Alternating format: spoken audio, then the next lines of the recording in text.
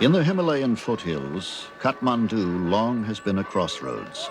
Its streets and holy places filled with travelers en route to 1,000 destinations many may never reach.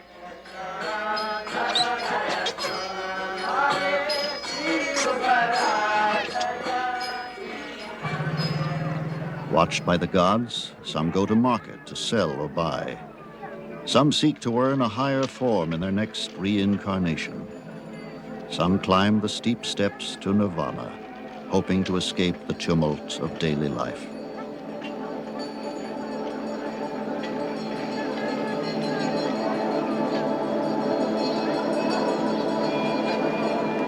Sometimes the destinations are only disguised beginnings. For Sir Edmund Hillary, first conqueror of Mount Everest, his greatest journey would only begin at the summit.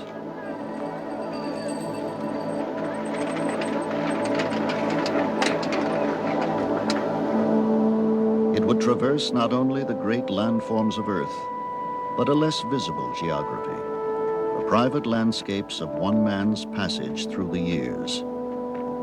At last, among the long, isolated Sherpas of the Khumbu region south of Everest, it would bring a new challenge, a new adventure, hardly 20 miles from where his journey began.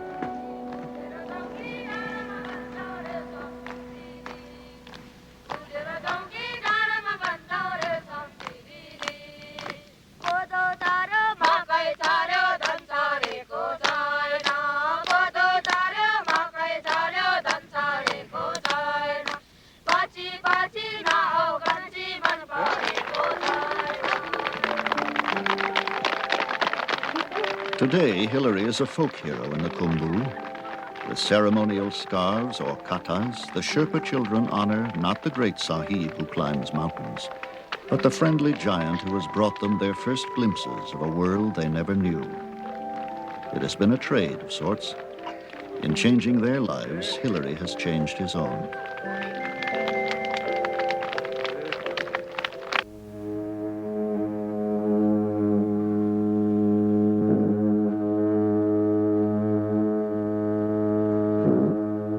In the Khumbu highlands of Nepal, each dawn is a discovery. Again the peaks emerge: Amadablam, Kantega, Tamserku, Everest. Silent sentinels of Earth's highest mountains, the Himalayas.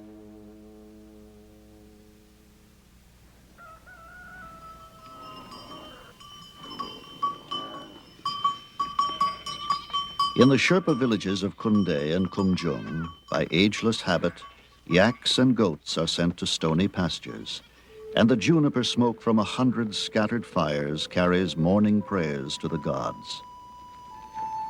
At 13,000 feet, the gods are never far away. Formed 40 million years ago by the collision of the Indian landmass and the Eurasian continent, Nepal is a country set on edge. Here, near Everest, Tibetan Sherpas long ago found sanctuary. Here, for centuries, they lived in rigorous isolation, an island in time. One man has become a major instrument of change, bringing both blessings and danger. With his son, Peter, Sir Edmund Hillary has returned this way many times. But this year holds a special meaning. It is the 30th anniversary of the first conquest of Everest. I get quite a thrill every time I come back to these two main Sherpa villages. There's so much here that's pleasantly familiar. There's also the thought of soon being reunited with so many old friends.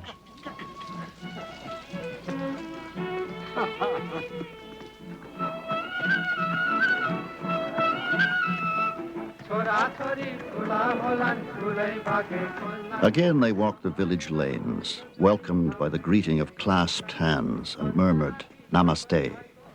Already fields are being prepared and planted with grains or potatoes for the short upland growing season.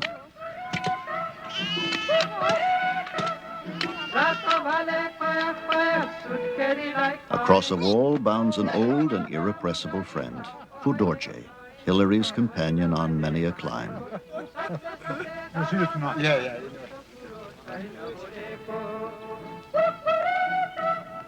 Everywhere young life explores a world made new. It is spring.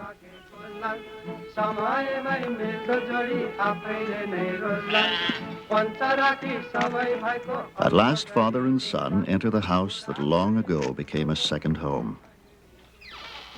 Oh, Anguli, namaste. Very good to see you.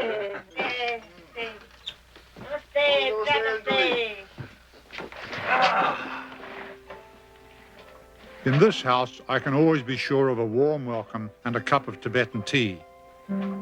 Over the years, my family and I have spent much time here with Mingma Sering and his wife Anguli, and they are still my closest Sherpa friends. In daily tasks, Angduli endures. Having lost 8 of 11 children, she eagerly welcomed the Hillary family as her own. Upon the wall hang snapshots, fragments of life captured long ago. Hillary's daughters, Belinda and Sarah. His wife, Louise, and the children. Young Peter with protective God. Playful Belinda, the youngest child. Thank you, Anguli. We Tibetan much logging. Children say all sweet tea. Sweet tea. Yes. Some maybe lagging, maybe not lagging. Lucky. Now a painter, surviving son Temba remains a victim of iodine deficiency, once common in the Khumbu. Hey, Timbo. Pakadi. What's that? What's that? Chumuluma? Yeah. Chumuluma. Everest. Pivot on which so many destinies have turned, it was Everest that once joined the widely separated lives of Hillary and Tenzing Norgay, his Sherpa partner on the historic climb. Now, amid the peaks on the trail to Everest, they meet again. Still strong at 69, Tenzing and his daughter Deki have come from Darjeeling to join the anniversary festivities. Oh, Tenzing! Good to see you. My goodness. Yeah. Hi, Diki. How are you? Nice to meet you. Hi, long time, Tenzing. Good to see you again. Yes, certainly. Did you have a good walk up? Oh, very well. Good. Fine, thank you.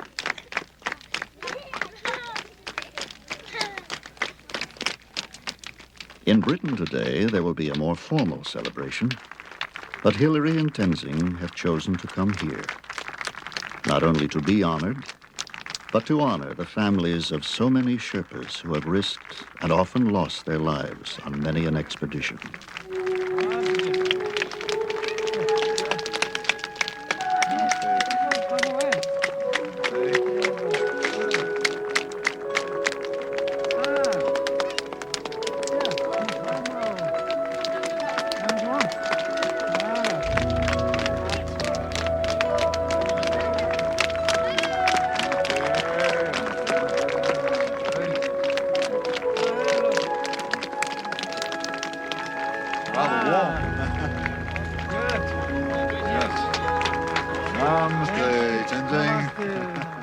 For a moment, two aging heroes pause to honor each other, look back to the victory they shared. Remote, seemingly beyond the reach of human effort, the towering mass of Everest at mid-century had defeated all attempts to reach the summit. Then, as Nepal opened to foreigners, assaults at last were possible from the south. In the British expedition of 1953, guide Tenzing Norgay, already veteran of 5 failed attempts, would be teamed with Hillary, who earlier had cited a possible route via the South Col.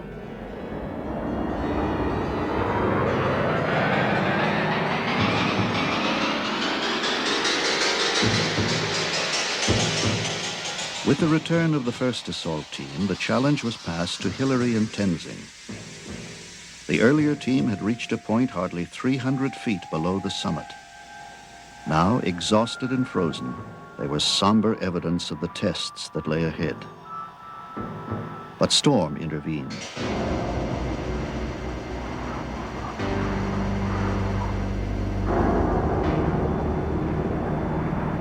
Only after a night racked by winds could Hillary and Tenzing at last climb the icy blade to the summit. There they left in the snow a bar of chocolate and some biscuits. At a lower camp, the main party waited in growing suspense, while leader John Hunt scanned the ridges and icefalls above.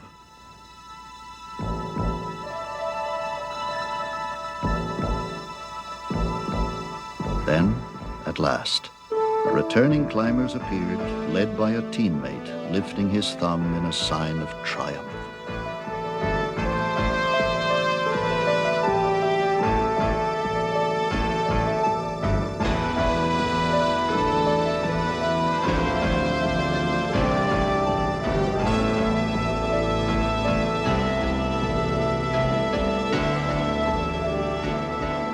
Briefly, the triumph was shared only with comrades.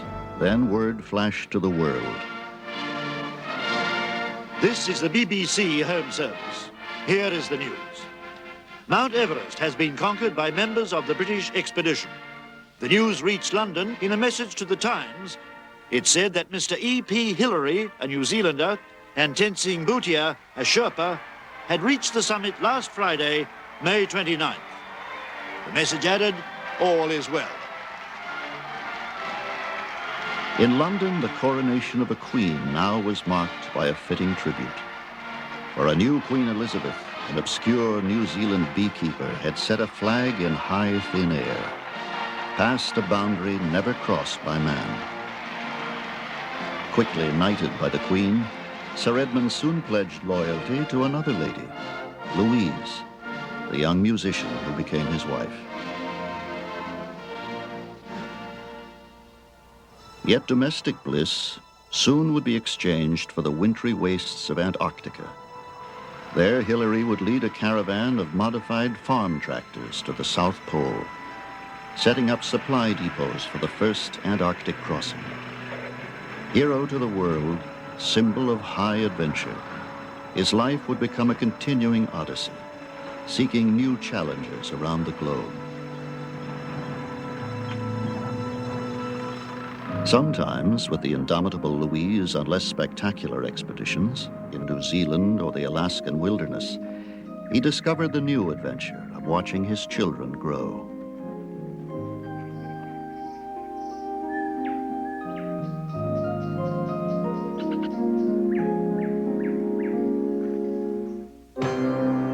But always Hillary came back to Nepal. Long a forbidden kingdom, locked from the world, Nepal had barely 200 miles of road when at last opened to foreigners in 1949. Its few vehicles, machines, and even grand pianos were brought over the southern ridges on the backs of men.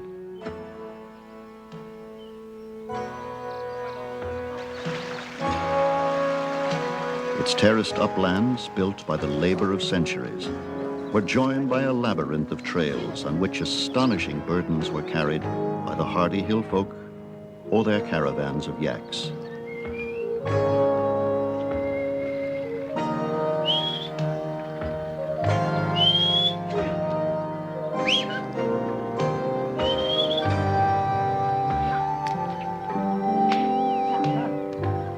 Later, each return of the family would become a journey of discovery, particularly for Louise, whose light-hearted accounts of their travels soon became best-selling books.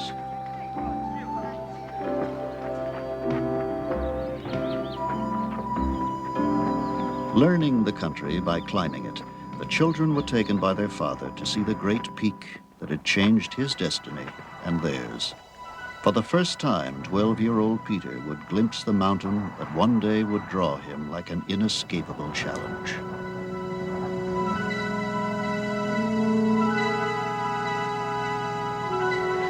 With deepening regard for the warm-hearted Sherpas, the Hillarys eagerly lent a hand wherever needed, opened the door to a culture distant from their own origins. On a mountainside at Tommy, not far from the Tibetan border, They helped build a supporting wall for a Buddhist monastery.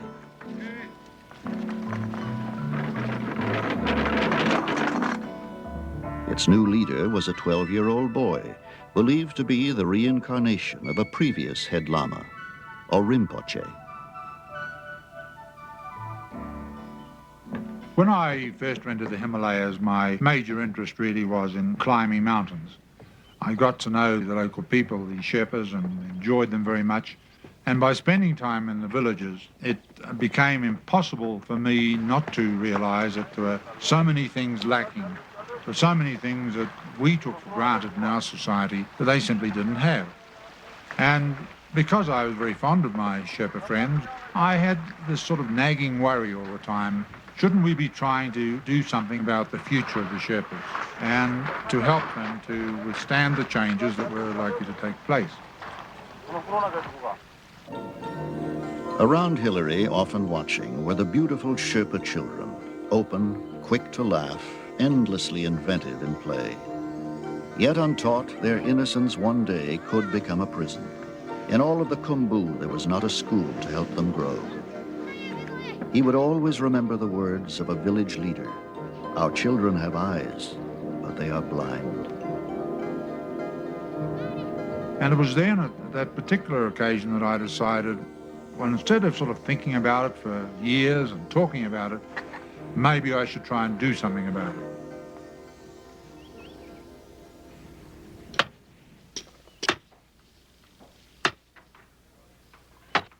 Abruptly, Sir Edmund Hillary became a part-time carpenter. Drawing help from contributors in New Zealand and the United States, he formed the Himalayan Trust to support the program. Today, still building after more than 2 decades, he has completed and staffed no fewer than 22 schools across the Khumbu.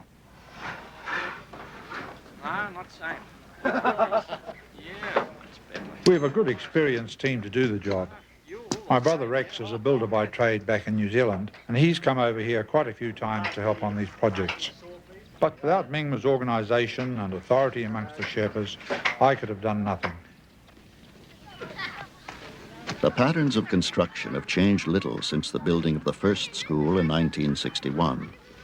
Some children help, some children watch, some children imitate. For some, classes have already begun.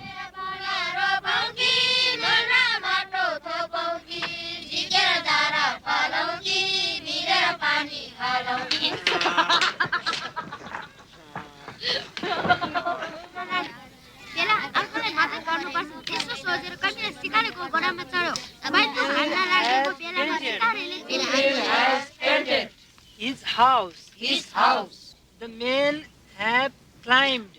The men have climbed. The mountain. The mountain. The mountain. The mountain. The men have climbed the mountain. The men have climbed the mountain.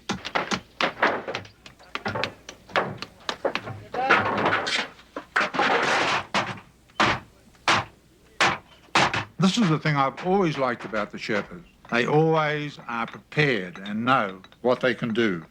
They know that they don't have money, but they have the strength of their hands.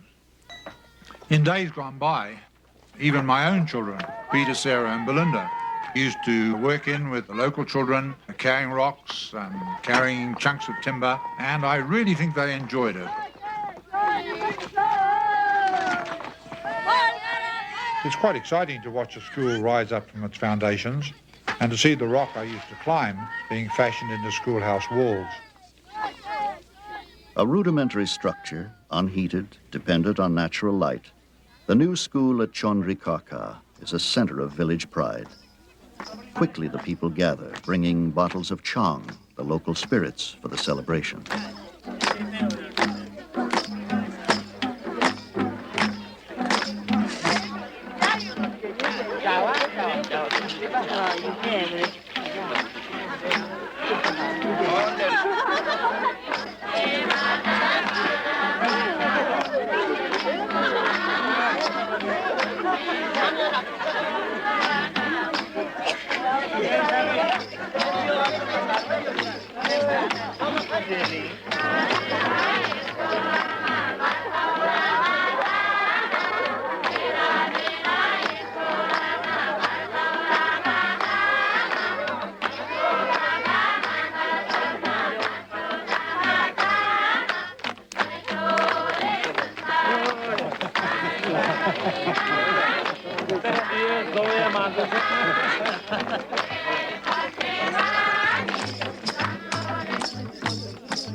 I always feel a slight degree of apprehension about get-togethers like these.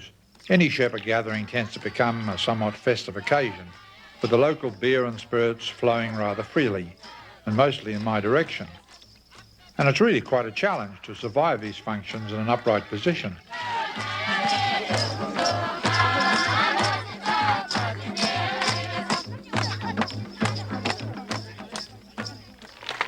On behalf of the Himalayan Trust and all those who have helped build this school, I have much pleasure now in declaring the school open.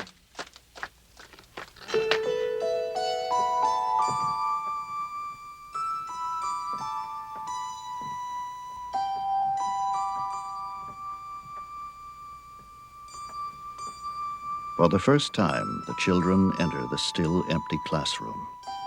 Here in this vacancy, each will embark on a new journey of discovery, find new mountains to climb. Today, across the Khumbu, the school bells ring. Many the empty oxygen flasks used by Hillary and other climbers. Over the highland ridges, more than 1,000 Sherpa children hurry to class each day. Some to schools more than a 3-hour journey from home. Are you sleeping? Are you sleeping? Brother John, money bells is ringing, ding dong, ding dong.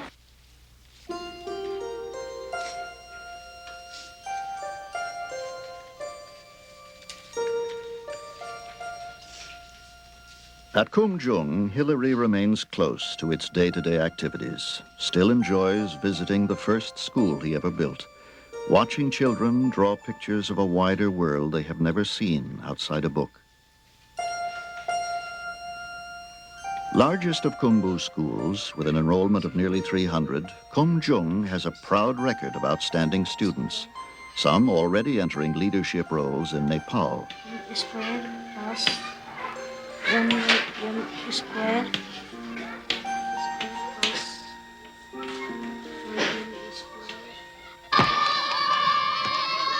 The soccer team, of course, remains invincible to lowland teams who quickly struggle for breath at 13,000 feet.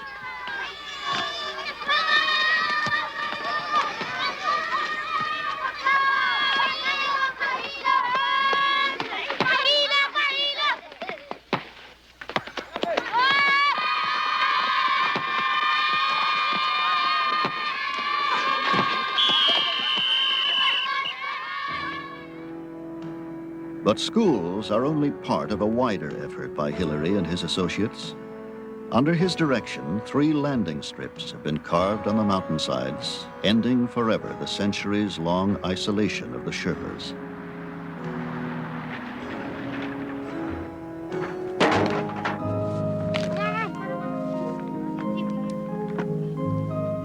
In the mysterious symbols printed on the cargo, passing children sometimes try to imagine the wonders of the world from which it came.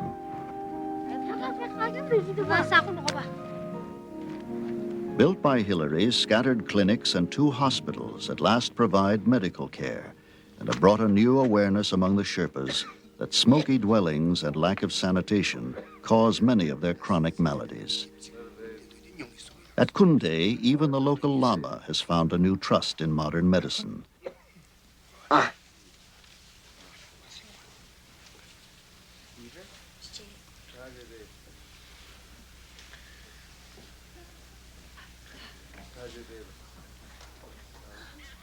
In a region where formerly half the youth died before 20, there has been a dramatic improvement in the treatment of children's afflictions and a corresponding drop in the mortality rate.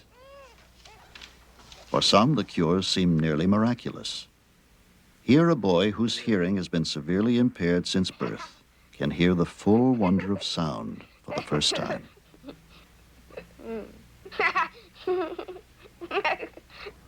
But as Hillary learned during the building of Faflu Hospital in 1975, preparations for errands of mercy are sometimes of little use. Eagerly awaiting the arrival of his wife Louise and young Belinda from Kathmandu, he learned that both had been killed in the crash of their plane shortly after takeoff.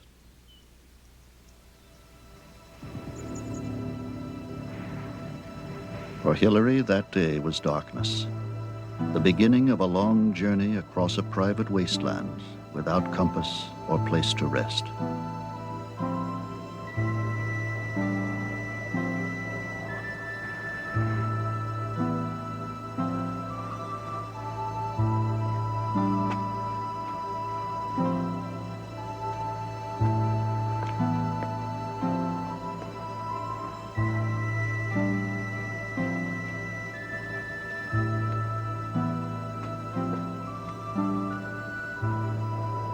I didn't really know what else to do apart from go on building the hospital. And then later we went back to Khumbu and spent time with Mingma and Angduli and the various other friends, and that was it. And they, had all helped a bit.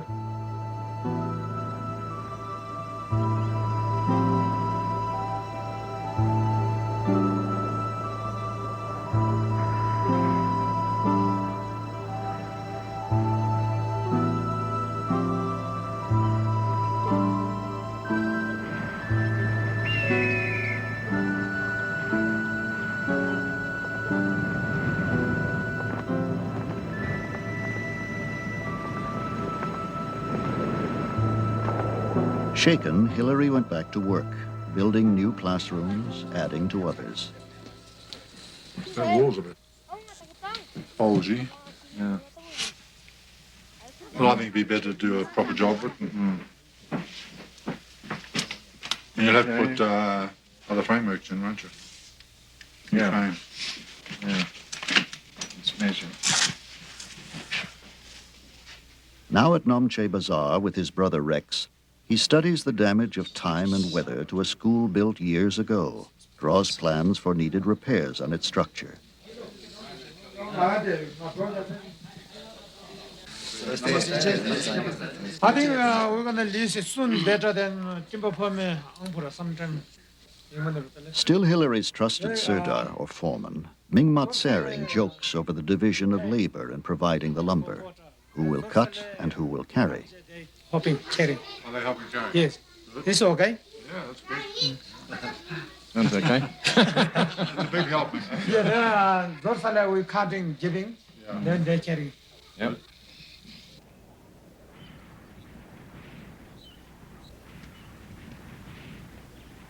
Drawn closer by tragedy, Hillary and Peter each feel a renewed awareness of the risk that lies in every human attachment. Now veteran climbers both, often in personal peril, each has seen close friends and companions lost on mountain walls.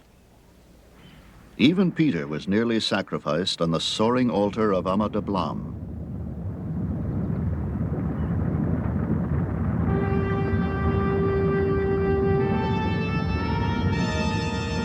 Struck by an avalanche high in its icy wall, severely injured and climbing equipment swept away, Peter nearly died in the 2 days before he finally could be lowered to safety.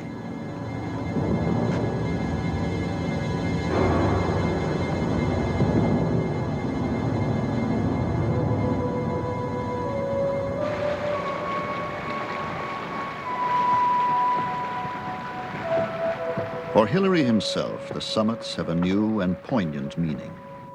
He can never again return to those icy heights. Several times in recent years, he has suffered critical attacks of cerebral edema, or altitude sickness. Twice, in delirium, he has had to be led or carried from the thin upper air to lower altitudes to save his life. Today, the man who first climbed Everest must remain below 14,000 feet.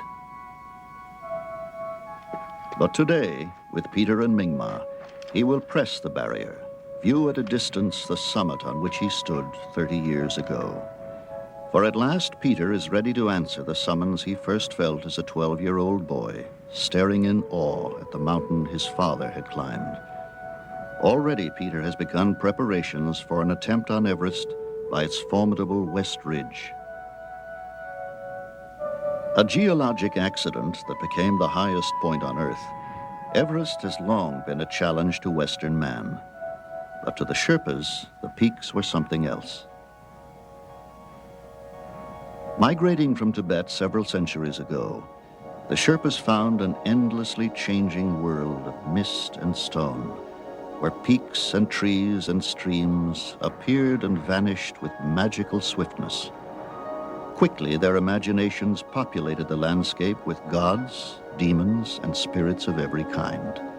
Even the trees were sometimes believed to be the dwelling place of sacred beings.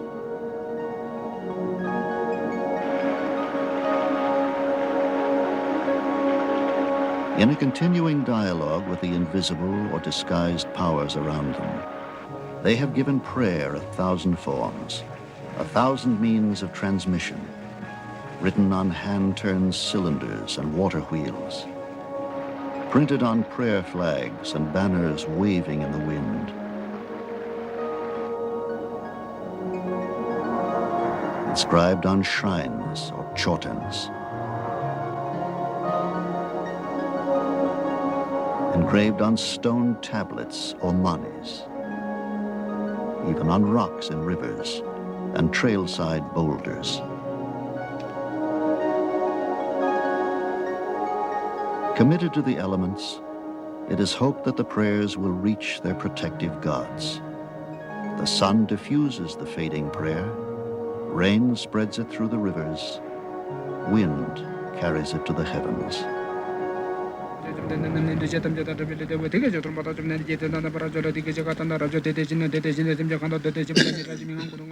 Surrounded by prayer in life, Sherpas are followed by prayer even in death.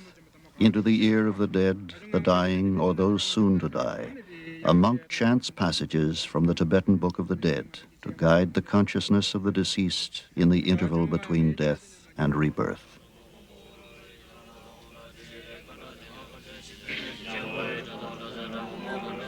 Yet prayers must be learned and preserved by the living.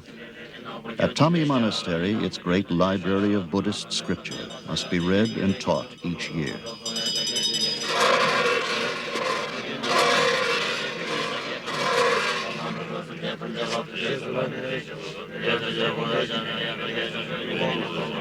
Once it was customary for one son in each family to become a monk. But with the growth of tourism, a young monk may well envy the Western clothing and wristwatch of a brother who has become a trekking guide.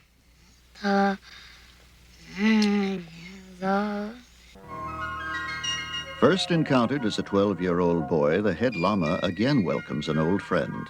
With Peter and Mingma, Hilary has come to help preparations for Mani Rimdu, a yearly Buddhist festival to protect the Khumbu. Namaste. I'm very well, thank you. Thank you.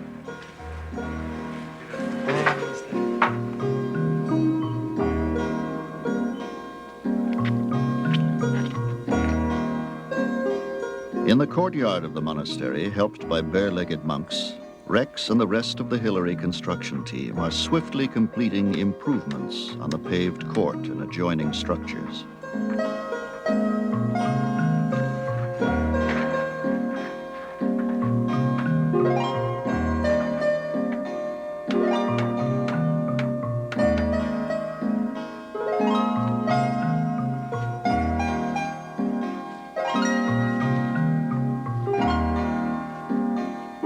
With time growing short, Hilary and Peter also join the crew. Soon the balcony and yard will be crowded with Sherpas and a few tourists who have made the pilgrimage over the steep mountain trails, some from villages many days' walk away.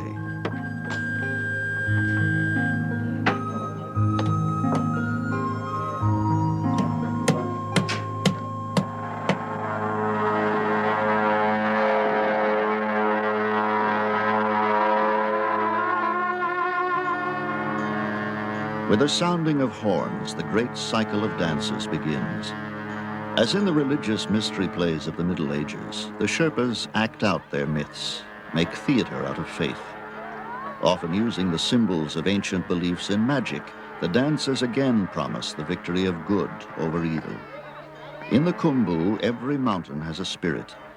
Mani Rimdu exorcises the demons that threaten it.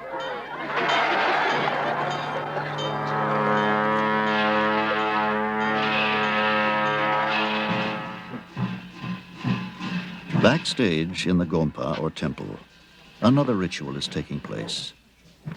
Donning the sacred masks and costumes, decorated with an array of mythic symbols, men are becoming gods. For a little while, they will become the holy figures invented by human need.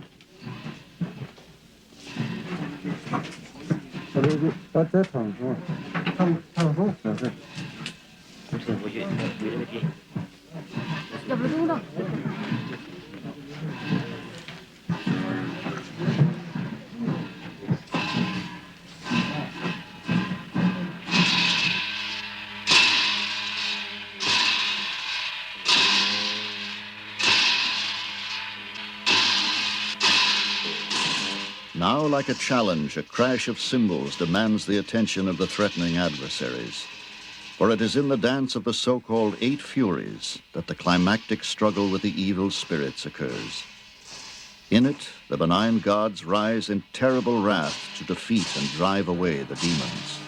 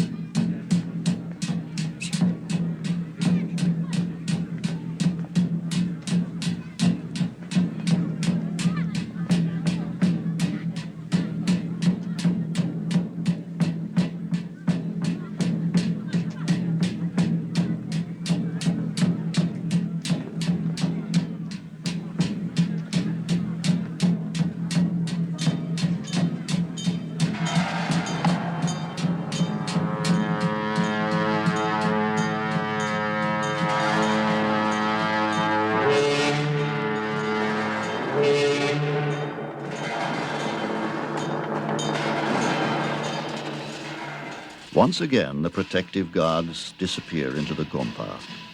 Once again, the villages are safe from demons for another year.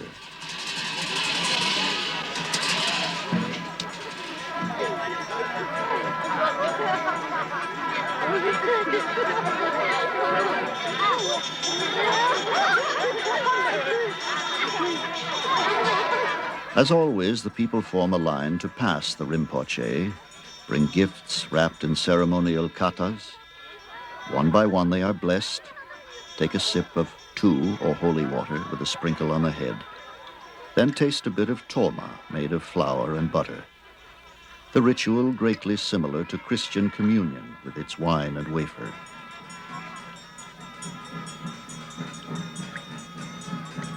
Yet watching the Rinpoche bless the people, Hilary remembers another visit when the head lama was a child and the Hilary family helped build a wall.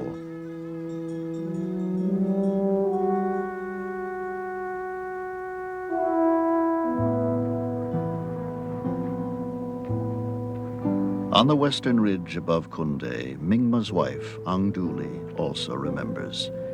In a more private ritual, she brings juniper to the shrine she and other villagers built long ago for Louise and Belinda Hilary.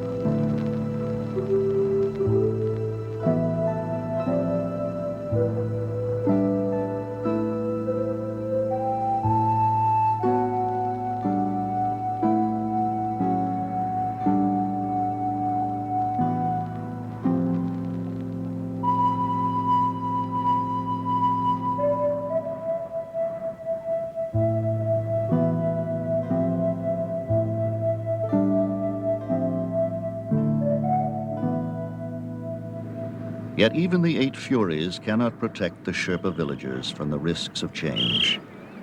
Once reached only by an arduous 2-week walk over mountain trails, the distance from Kathmandu now can be covered by plane in less than an hour, provided, of course, that the Lukla airstrip, which bears some resemblance to a ski jump, can be found in the frequent overcast.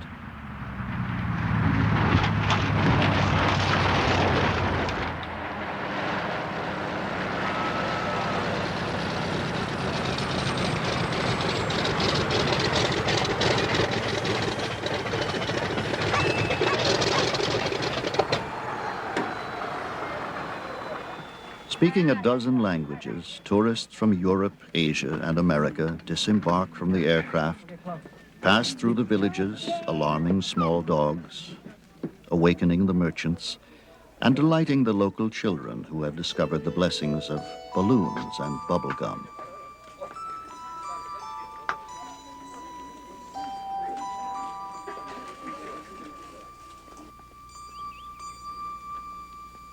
Today, the Khumbu is invaded yearly by thousands of trekkers and porters plodding the steep trails and spreading their bivouacs across the upper slopes like an occupying army. More ambitious are the expeditions intent on conquest.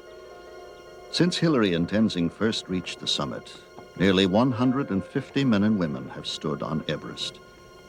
In Kathmandu, there is a growing list of other teams booking dates on which they too can attempt to climb Everest or a score of other peaks.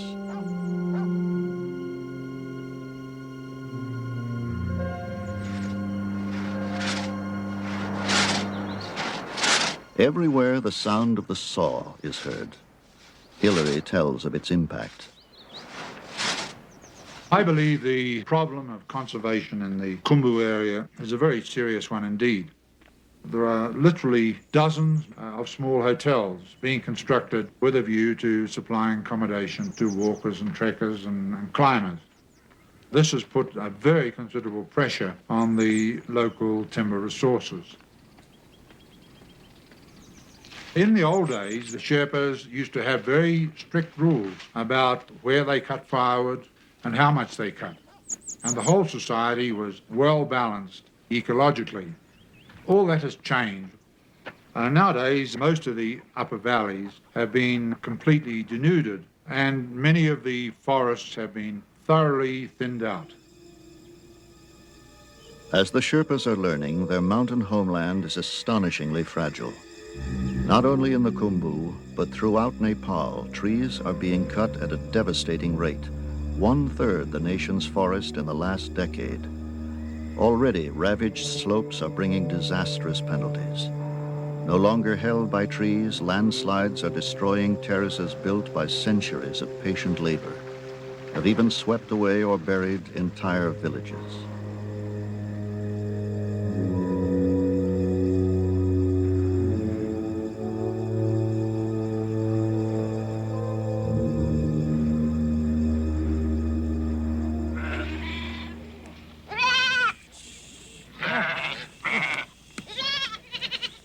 With the help of Hillary's Himalayan Trust, at least one resident is being banished forever from the Khumbu parklands.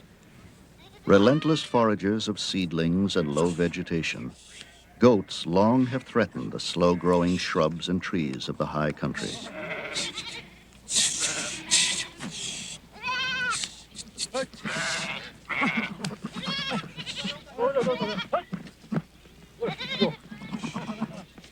Now Hillary, too, joins in a great goat roundup with Mingma Norbu, warden of the Sagarmatha National Park on the flanks of Everest.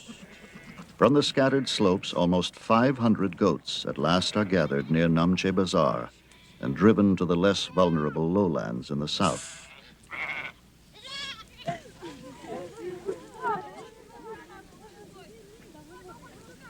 At park headquarters, Warden Mingma Norbu leads an intensifying effort to save the Khumbu from calamity. A student in the first school built at Kumjung over 20 years ago, he is a proud example of the education made possible by Hillary. Now, speaking both Nepali and occasional English, he teaches a new generation of Sherpa children to recognize the evidence of damaged trees and erosion on the scarred landscape around them. He stresses the critical importance of tree nurseries and the need for a wider program of reforestation, protecting not only their fragile world, but Sherpa culture itself.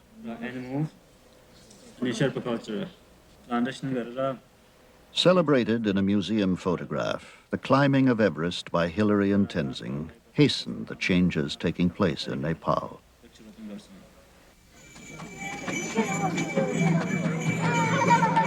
Now, on the 30th anniversary of that historic event, the Khumbu is no longer an island lost in time.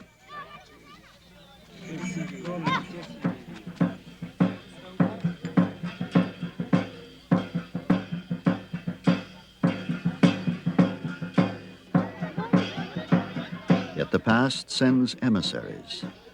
Announced by the beat of drums, ancient protectors of their Tibetan ancestors appear amid the villagers assembled at Kongjung School. Believed to be the guardians of the four gates of earth, snow lions have come down from the icy summits to dance and cavort for the honored guests.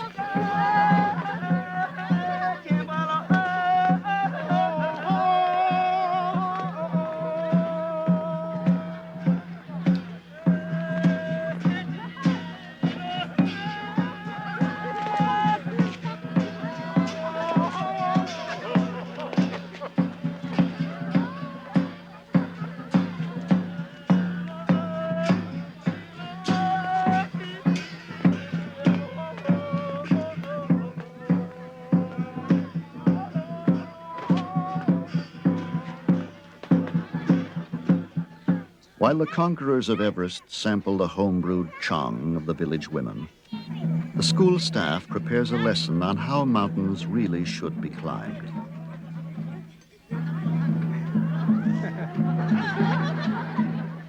As the guests should know, a little chang steadies the nerves, helps blur the dangers and difficulties that lie ahead.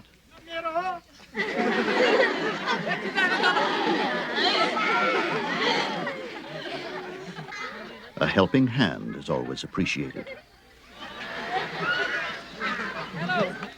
Pace yourself. The steeper the slope, the more rest you need. Try not to trip on a tangled rope. The fall may be farther than you think.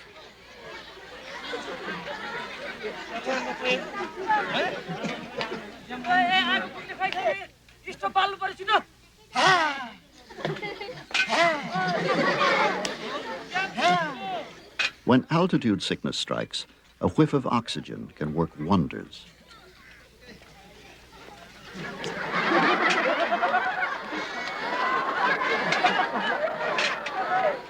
When lost, look for the summit. That's where you're going. What's that? Oh, that's one very big stone.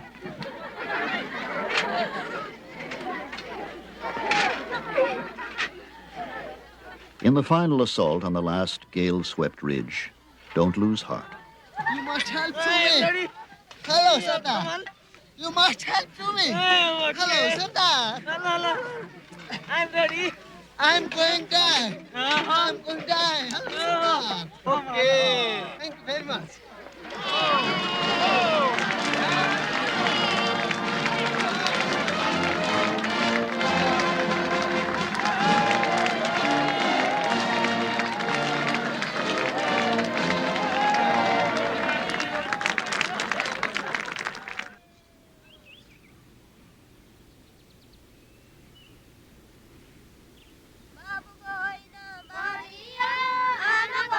Celebrating one journey, Hillary begins another. From Kongjung School, he leads a climb of children.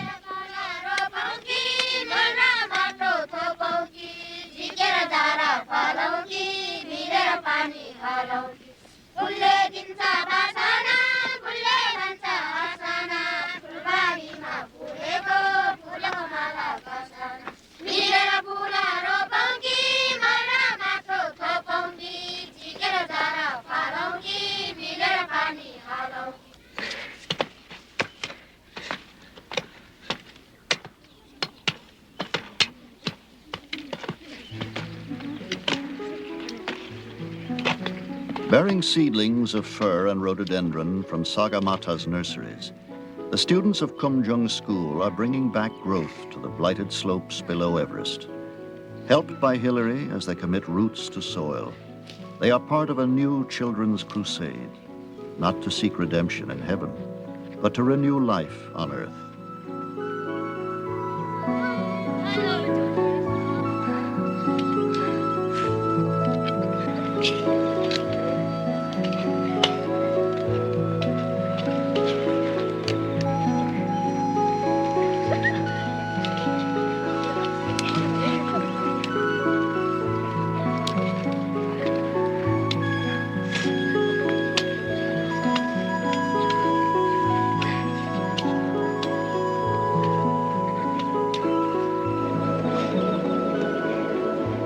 Around Hillary stand the silent witnesses of the journey he began long ago. Amadablam, Kantega, Tamserku, Everest. The summit where he and Tenzing once left a bit of chocolate and a few biscuits.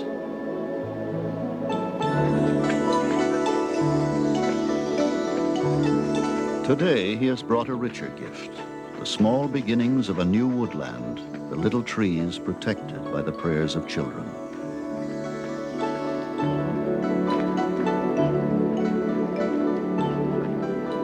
But the answer to prayers often lies in those who pray.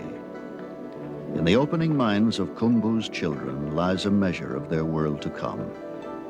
In them, Sir Edmund Hillary long ago found something more satisfying, more enduring, than leaving a footprint on a mountaintop.